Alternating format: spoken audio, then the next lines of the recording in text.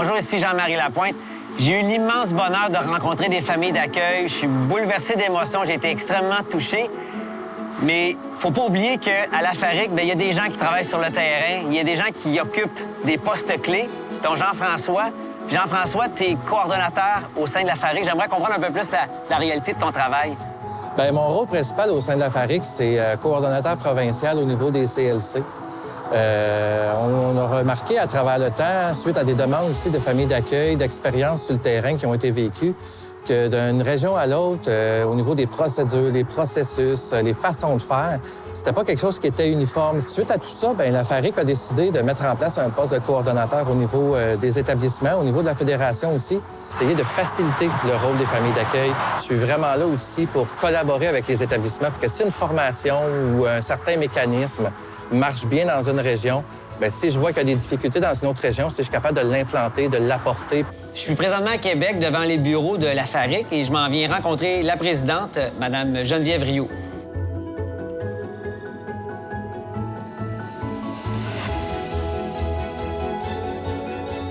Ici, dans les bureaux de la FARIC, il se passe quoi? C'est la place centrale à Québec où on gère nos 8 régions. Les comités régionaux sont des gens qui sont des ressources, c'est des familles d'accueil. La fédération représente 2500 familles d'accueil en jeunesse. Ça fait 45 ans qu'on existe. On est là pour les soutenir. On a aussi nos conseillers syndicaux qui sont là pour tout ce qui est conseil, défense, au niveau des enquêtes administratives, mais aussi tout simplement donner des informations. On essaie vraiment de faire en sorte que les ressources soient reconnues pour ce qu'ils font. Il n'y a pas si longtemps, la famille d'accueil n'était même pas nommée dans la loi. La ressource n'avait rien à dire. Aujourd'hui, tes familles d'accueil, tu sens que le juge aurait besoin d'informations, mais sont obligés de t'entendre. Ça, c'est merveilleux. Ça, c'est le sentiment de reconnaissance que les ressources demandent depuis des années. C'est la Fédération qui a obtenu cette reconnaissance-là, écrite dans une loi de la protection de la jeunesse. C'est pas évident. Les enfants qu'on reçoit ont multiples défis à relever, que ce soit au niveau de l'affection, de l'opposition physique, intellectuelle. Puis je suis devenue famille d'accueil un jour. C'était pour aider les enfants. Je suis devenue présidente. C'est pour aider les gens qui aident ces enfants-là. Parce que ce qu'ils font, c'est merveilleux. Ils prennent soin d'enfants, ils accueillent des enfants dans leur propre maison, dans leur cœur, dans leur famille. Puis nous, on est là pour les soutenir. Pourquoi faire affaire avec la FARIC? L'avantage avec la FARIC, c'est que, premièrement, nos conseillers syndicaux sont spécialisés pour les familles d'accueil. Nous, on ne représente pas d'autres corps de métier.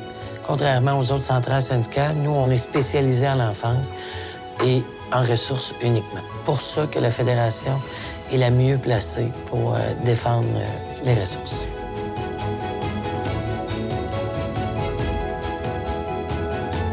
J'espère qu'à la lumière des 3 capsules qu'on vous a présentées, bien, vous savez un peu plus c'est quoi la FARIC, c'est quoi sa mission.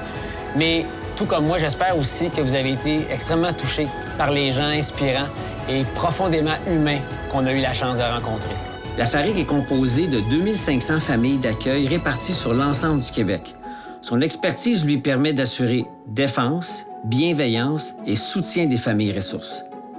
Pour en connaître davantage sur les familles d'accueil, leur rôle et les services offerts par des spécialistes, je vous invite à consulter leur site Internet